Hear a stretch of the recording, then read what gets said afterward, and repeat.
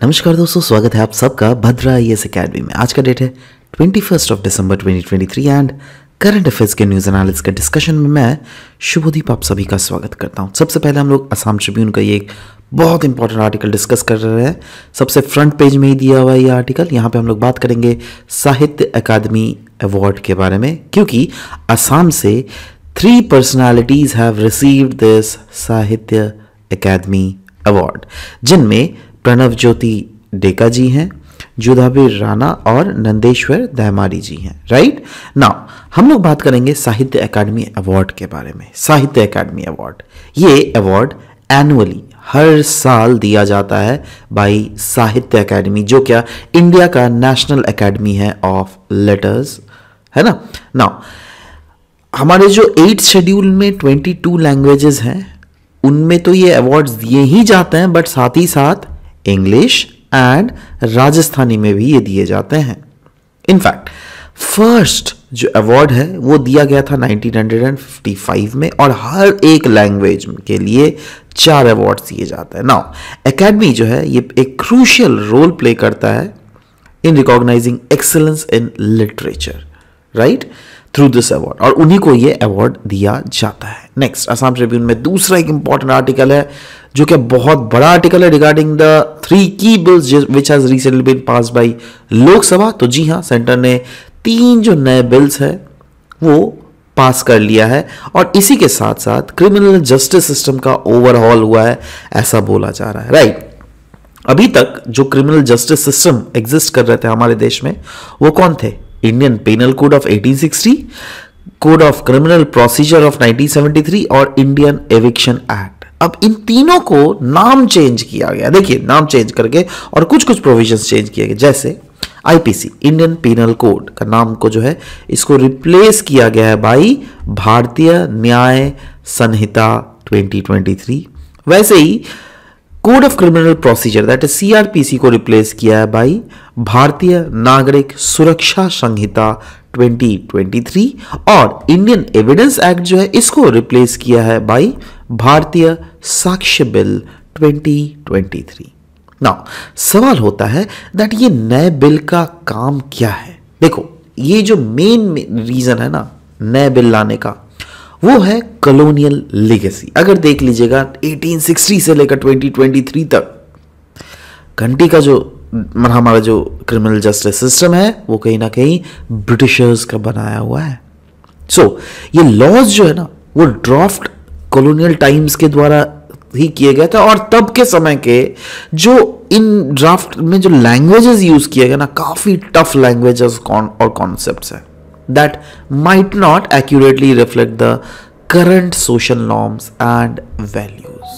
इसीलिए यहां पे बोला गया कॉलोनियल लीगेसी से हम लोग कहीं ना कहीं दूर जा रहे हैं। ये इसी के साथ साथ second point was that advance in technology. जी हाँ, रैपिड एडवांसमेंट हो रहा है टेक्नोलॉजी में, and it has introduce new dimension to the crime evidence as well as investigation. यही नहीं, सिंप्लीफिकेशन और स्ट्रीमलाइनिंग के लिए भी, क्योंकि अभी तक जैसे मैंने बोला पुराने कानून काफी ज्यादा आर्काइक लैंग्वेजेस लिखी हुई थे ना, है ना, तो इसलिए बोला जा रहा है दैट ये जो लॉज थे ना कॉम्प्लेक्स थे।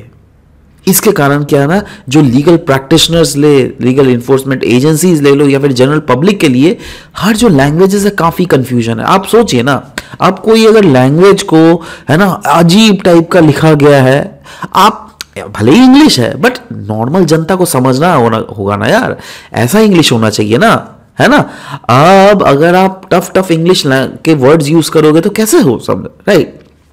तो इसीलिए यहां पे बोला गया है simplification and streamlining, that is in नए जो कानून है उसमें जो टेक्स्ट है उनको काफी ज्यादा सिंप्लीफाई कर दिया गया है। Next is evidence collection and presentation. Indian evidence act को जो इनेक्ट किया गया है उसको इनेक्ट ही ऐसे किया गया जिससे जो अभी रिसेंटली जो प्रेजेंटली डेवलपमेंट्स है, जैसे फॉरेंसिक साइंस ले लो, टेक्नोलॉजिकल टूल्स ले लो, इनका प्रॉपर जिससे इस्तेमाल किया जा सके। Next is various report highlights the need for reform in criminal laws. जी हाँ, मतलब ऐसे रिफॉर्म नहीं लाए गए हैं, कुछ रीजंस था, क्योंकि पास्ट में भी अगर देख लीजिएगा, जैसे for example 146 report of parliamentary standing committee का अगर रिपोर्ट देख लीजिएगा ऑन होम अफेयर्स, उन्होंने भी रिकमेंड किया था दैट जी हाँ, कॉम्प्रिहेंसिवली हमारे देश में जो एग्जिस्ट करता है ये justice system, criminal justice system, उसको रिव्यू किया जा सके, राइट। तो इन सब के कारण ही ये चीजें रिव्यू की जा रही है, और इसके रिलेटेड जो है और भी बहुत सारे ऐसे डेटाज हैं जिनको हम लोग आपके सामने प्रेजेंट करेंगे, right. So just stay tune for that in the upcoming classes, right. Next, ये भी जो आर्टिकल है दोस्तों, ये भी असम ट्रिब्यून से ही लिया गया है। एक्चुअली ये कल के जो आर्टिकल था ना, उसी का ये है। कल एक्चुअली ये कवर नहीं किया था और मैंने बोला भी था आपको नेक्स्ट डे कवर करूंगा। So yes, parliament suspended 141 member of parliament. Recently parliament ने सस्पेंड किया है इतने टोटल एमपीज, जिसमें 95 जो है ना वो लोकसभा से है और 46 जो है ये राज्यसभा से है ना। सवाल होता है क्या रीजन है भैया इनके सस्पेंशन का। देखो, सर्कुलर जो निकाला गया उस पर यही बोला गया दैट ऑपोजिशन जो एमपीज है ना वो पार्लियामेंट में रिकस क्रिएट कर रहा है और वो डिमांड कर रहे हैं दैट होम मिनिस्टर को एड्रेस करना पड़ेगा दैट क्यों पार्लियामेंट में सिक्योरिटी ब्रीच हुआ, कैसे हो गया। आज तो चलो नॉर्मल लोगों ने सिक्योरिटी ब्रीच करके पार्लियामेंट में घुसे, कल को अगर ऐसे लोग घुस गए, जो टेररिस्ट ही घुस गए, तो क्या होगा। पार्लियामेंट, सोच रहे हो, they are the law makers भाई। कल को अगर ऐसा सिक्योरिटी ब्रीच हुआ तो आप समझ रहे हो कुछ भी हो सकता है। सोचो एक बार में अगर सब कोई को उड़ा दिया और they are the one who are been selected by the people of India, क्या होगा। अचानक से डामाडोल हो जाएगा, समझ रहे हो। तो ये एक बहुत बड़ा इवेंट था ना, इसीलिए नाउ ऑन क्लियरली वही बोला गया दैट फ्यू मैन जो है 13 दिसंबर को पार्लियामेंट में एंटर कर गए थे और वहां पे देख ही रहे आप, स्नो कैनिस्टर देख रहे हैं, ये येलो कैनिस्टर जो है वो, और बहुत ज़्यादा स्लोगन्स लगाना स्टार्ट कर दिया था पार्लियामेंट के इनसाइड में। तो ये बहुत एक बड़ा सिक्योरिटी ब्रीच देखा जा रहा है ना। हम लोग इस आर्टिकल को एनालाइज थोड़ा अलग पॉइंट ऑफ व्यू से करेंगे, है ना। हम लोग डिस्कस करेंगे दैट क्या क्या सस्पेंशन के रूल्स बने हुए हैं। अब अगर आप देख लीजिएगा हमारे पार्लियामेंट का rule of procedure and conduct of business, तो उसके अंडर रूल 374 में क्लियरली मेंशन है that Lok Sabha speaker can name an MP, मतलब लोकसभा स्पीकर अगर चाहे कोई भी अगर एमपी जो भी डिसरिगार्ड कर रहा है इस सदन की गरिमा को, उनको अकाउंटेबल ठहरा सकते हैं। And after the MP is named by the Lok Sabha speaker, the house can now move a motion to suspend the legislature. मतलब हाउस जो है एक मोशन पास कर सकता है जिससे उस जो भी है बंदे उनको सस्पेंड किया जा सके। इनफैक्ट चेयरमैन जो है राज्यसभा का, उनके पास भी सेम पावर है under the rule 256, right. Now सवाल होता है दैट सस्पेंशन अगर कभी भी हो तो उसके रिपरकशंस कैसे होते हैं। देखो अच्छे से समझते हैं। देखो, कभी भी अगर मेंबर सस्पेंडेड हो ना, suspended members are now barred from entering from the parliament chamber. मतलब अगर आप सस्पेंड हो गए हो तो आप पार्लियामेंट चैम्बर में घुस नहीं सकते, आप लॉबी में घुस नहीं सकते, आप पार्लियामेंट के गैलरी तक में आपका घुसना अलाउ नहीं है, है ना। और यस, अगर आप पार्लियामेंट सिटिंग कमेटी में भी हो देन ऑल्सो आपको रेस्ट्रिक्शंस लग जाएंगे, आप उसके मेंबरशिप और होल्ड नहीं कर सकते, है ना। अगर सोचो any business listed under their name, सोचो आपको एविक्ट किया गया और आपके अंडर कोई बिजनेस या फिर नोटिस अगर टेबल किए गए हैं तो उनको भी कंसिडर नहीं किया जाएगा जब तक आप सस्पेंड हो। से फॉर एग्जांपल आप 1 महीने तक के लिए सस्पेंड हो, राइट। तो आपने अगर कोई एक्टिविटी की थी which is very much important for the functioning of the parliament, so that very report will not be taken into consideration. I mean to say that. All right. And any business listed under their names or notices tabled by them will not be considered during the suspension period. वही बोला गया। अच्छा, they cannot vote in elections to the committee. अगर बहुत समय votes होते हैं ना, तो नहीं, उसमें भी आप कोई भी अपना वोट को कास्ट नहीं कर सकते हैं, है ना।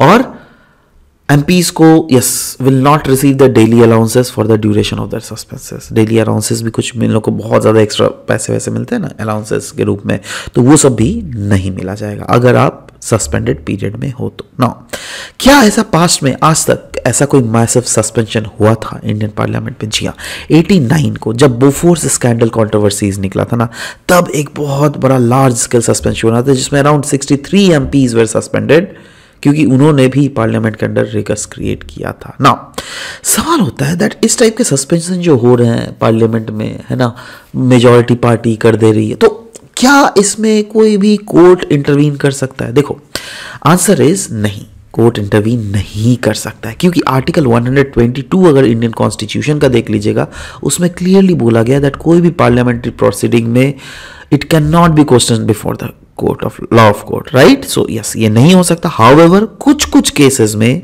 कोर्ट ने इंटरवीन किया है, जी हाँ, जिससे लेजिस्लेचर का प्रोसीजरल फंक्शनिंग प्रॉपर हो सके। जैसे महाराष्ट्र लेजिस्लेटिव असेंबली ने पास किया था एक रेजोल्यूशन 2021 मॉनसून सेशन में, जिसमें 12 बीजेपी एमपीज को एक साल के लिए सस्पेंड किया गया था। बट जब ये मैटर सुप्रीम कोर्ट के पास आया, then they said that the resolution was ineffective in law beyond the remainder of monsoon season, मतलब उन्होंने इनइफेक्टिव बोल दिया था। एनीवेज, अब आ जाते हैं एक ज्योग्राफिकल न्यूज जो कि recently down to earth news में थे, हम लोगों ने देखा था। ये था कैटाबेटिक विंड के बारे में। ये एक सरप्राइजिंग फिनोमिना है जो क्या हिमालयाज में देखने को मिलता है। आपने शायद सुना भी होगा ना, वैली ब्रीज, उसके बाद mountain breeze and valley breeze के बारे में, वैसा ही कुछ है। देखो, कैटाबेटिक विंड्स और एक होता है adiabatic winds, right? Katabatic winds simply ये जैसे हम लोग माउंटेन ब्रीज बोलते हैं ना, वैसे ही होता है कैटाबेटिक विंड्स। जैसे हम लोग वैली ब्रीज बोलते हैं, वैसे ही होता है एडियाबेटिक विंड्स, राइट? जैसे माउंटेन ब्रीज क्या होता है, ठंडी रात में क्या होता है, दैट यहां से जो है ठंडी विंड सिंक करती है, वैसे ही कैटाबेटिक विंड भी होता है। दैट इज कोल्ड एयर जो है वो लोअर ऑल्टीट्यूडनल एरिया की तरफ ब्लो करता है, राइट? तो ये हुआ कैटाबेटिक विंड, है ना? और यही चीज क्लियरली लिखा हुआ है that it leads the cold air to blow to the lower altitudinal area. वही चीज तो हो रहा था ना। सोचो ना आप, माउंटेन ब्रीज में भी तो यही होता था ना ठंडियों की रात में। क्यों? क्योंकि रात के समय क्या होता है दैट ये जो लैंड एरिया है ये पूरा ये लॉन्ग वेव टेरेस्ट्रियल रेडिएशंस को एमिट करता है। समझ रहे हो बात? इसीलिए it potentially slows down the effect of global climatic crisis in this region. In fact study reveal करता है दैट टेम्परेचर गैप जो एग्जिस्ट करता है ना between the air above the mountain and the cooler air, देखो ये वाला एयर अबव द माउंटेन, ये वाला है ना, और ये वाला जो पार्ट है ना, दिस वाली पार्ट इज कूलर एयर। समझ रहे हो? तो ये जो है, इसके कारण हीट एक्सचेंजेस हमें बहुत समय देखने को मिलता है, जिसके कारण हमें सरफेस का जो एयर है बहुत ज़्यादा कूल अप होता हुआ हमें देखने को मिलता है। तो यही है कैटाबेटिक विंड। अभी जो हम लोग बात कर रहे थे कैटाबेटिक विंड, जो क्या सिमिलरली काइंड ऑफ हम बोल सकते हैं दैट जैसे माउंटेन ब्रीज होता है। यस, आप लोगों ने लोकल विंड तो पढ़ा ही होगा ज्योग्राफी में, है ना? तो यस, उसमें एक होता है माउंटेन ब्रीज, राइट, और एक होता है वैली ब्रीज। वैली ब्रीज जो है वही एनाबेटिक विंड की तरह होता है। देखो, they are not same by the way, let me tell you, right? जैसे मैं बोल रहा हूं ना that mountain breeze is a kind of katabatic wind. Yes, it is a kind of katabatic wind, it is not katabatic wind. Katabatic wind एक बड़ा term है, ये माउंटेन ब्रीज जो उसका एक टाइप है। समझ लो? सिमिलरली एनाबेटिक विंड भी एक बड़ा विंड है, जो वैली ब्रीज है ये एनाबेटिक विंड का एक टाइप है। ठीक है, चलो नेक्स्ट आगे बढ़ते हैं हम लोग। द हिंदू का ये न्यूज है, people with blood disorder is not eligible for reservation. जी हाँ, अभी recently Indian social justice ministry के द्वारा बोला गया दैट बहुत सारे लोग हैं जिनका different kind of blood order से ये लोग गुजरते हैं, जैसे थैलेसेमिया, जैसे हेमोफीलिया, जैसे sickle cell disease. Now these people are not eligible for job reservations in the government roles, और ये भी under the persons with disability category है। इनफैक्ट ये जो 3 डिजीजेस है they were included in the list of disabilities under the right to persons with disability act of 2016, है ना? मतलब ये लोग जो है इस डिसेबिलिटीज के लिस्ट के अंडर आते हैं, but they are excluded from job reservation benefits. In fact rules अगर देख लीजिएगा हमारे डिसेबल पीपल के लिए हमारे देश में कैसा है, देखो 4% रिजर्वेशन जो है इनको गवर्नमेंट जॉब्स में मिलती है ना, जो भी पीपल विद डिसेबिलिटीज है। एंड हर एक गवर्नमेंट एस्टेब्लिशमेंट में क्लियरली बोला गया that they must reserve 1% of the total number of vacancies of the people with benchmark disability. In fact reservation of people with disabilities act जो है डिफाइन करता है benchmark disability को, जैसे मतलब ये जो 1% दिया गया है ना, किनको 1% दिया गया है? इन बेंचमार्क डिसेबिलिटीज को, जिसमें आता है autism, intellectual disability, mental illness या फिर स्पेसिफाइड लर्निंग डिसेबिलिटीज। और जो ये एक्ट है इसमें डिसेबिलिटी को भी डिफाइन किया गया, जैसे ब्लाइंडनेस, आप अगर अंधे हो, देख नहीं पा रहे हो, लो विजन है आपका, then that is a disability.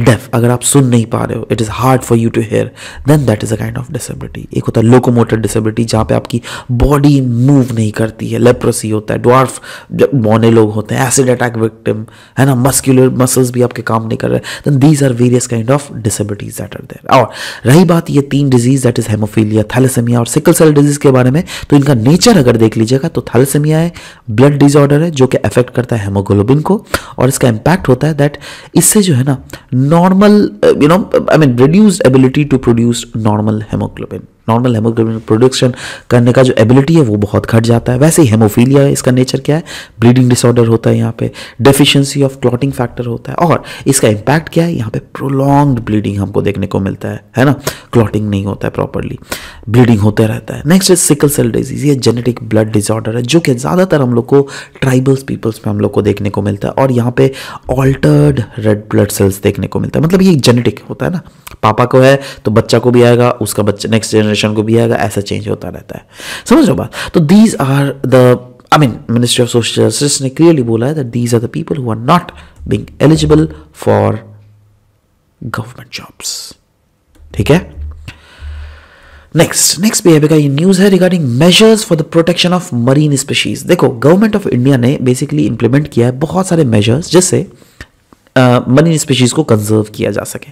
तो हर एक मेजर्स को हम लोग डिस्कस करेंगे, और मैं आशा करता हूं दैट ये आप अपने नोट कॉपी में लिख लो, क्योंकि ये कंपाइलेशन है भाई, सच बता रहा हूं, इससे आपको होलिस्टिक कंपाइलेशन कहीं नहीं मिलेगा। जैसे सबसे पहला मेजर क्या है, प्रोटेक्टेड एरियाज। जी हाँ, अराउंड 113 मरीन प्रोटेक्टेड एरियाज को डेजिग्नेट किया गया और आइडेंटिफाई किया गया है। 106 ICMBAs, that is important coastal and marine biodiversities area को, जिससे सेफगार्ड किया जा सके मरीन स्पीशीज को। दूसरा, शेड्यूल्ड एनिमल।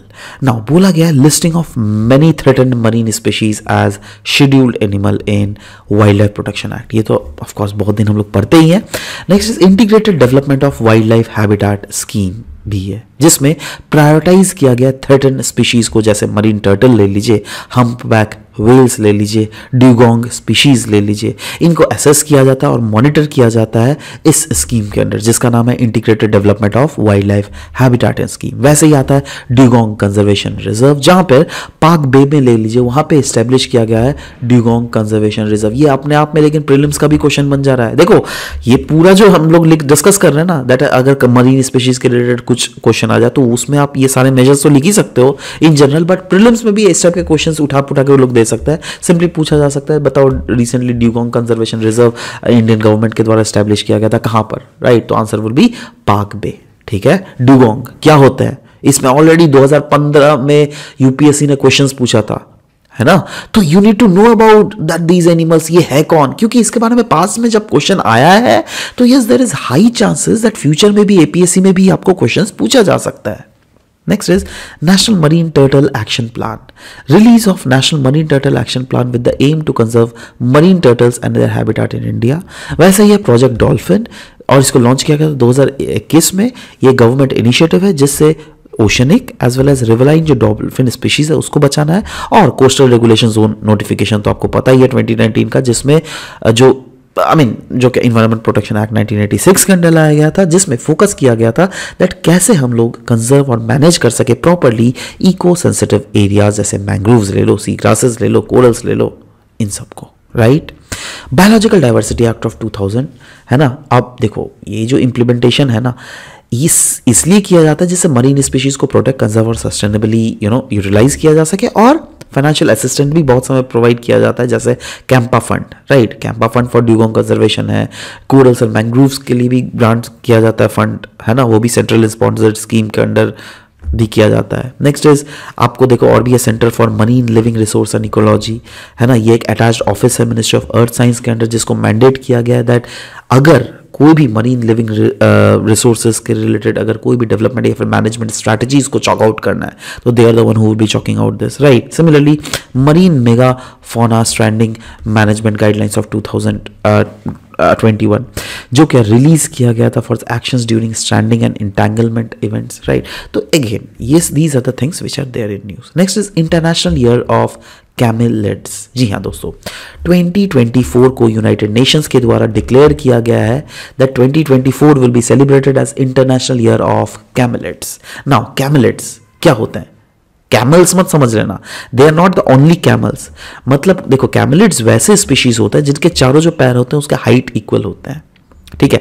एंड क्यों इनको 2024 को क्यों इंटरनेशनल ईयर ऑफ कैमिलिड्स घोषित किया गया है? और कैमिलिड्स में पहली बात तो बता दूं, इतने सारे स्पीशीज आते हैं जिसमें अल्पाकाज आता है, राइट, बकतरीन कैमल्स, राइट, उसके बाद इलामाज, विकुनाज, ये सब सारे स्पीशीज आ जाते हैं। नाउ क्यों ये इंपॉर्टेंट है? क्योंकि देखो, food security, nutrition, economic growth जो है इनके कारण 90 कंट्रीज में अराउंड हमें देखने को मिलता है। क्योंकि देखो क्या होता है ना, दैट कैमल्स जो है indigenous people and local communities ही तो इन पर निर्भर करती है ना। In fact, they play a very crucial role in meeting the sustainable development goal as well. क्यों? क्योंकि ये सोर्स है मीट, मिल्क, फाइबर और ट्रांसपोर्टेशन का बहुत जगह में। समझ लो बात। और इंटरनेशनल ईयर जो घोषित किया गया ना, इसका मेन एम यही है दैट कैसे रेज किया जा सके awareness of their untapped potential. इनके जो पोटेंशियल है ना, अभी भी बहुत ज्यादा अनटैप्ड है, राइट। तो इनके ऊपर अगर इन्वेस्टमेंट आएगा तो यस, इनके ऊपर रिसर्च किया जाएगा, कैपेसिटी डेवलपमेंट किया जाएगा और साथ ही साथ इनोवेटिव प्रैक्टिसेस एंड टेक्नोलॉजीज का इस्तेमाल इन पर किया जाएगा। इसी के साथ आज का समय सेशन यहाँ पे समाप्त करता हूँ। मिलते हैं आप सबके साथ नेक्स्ट सेशन में। Till then bye bye, take care.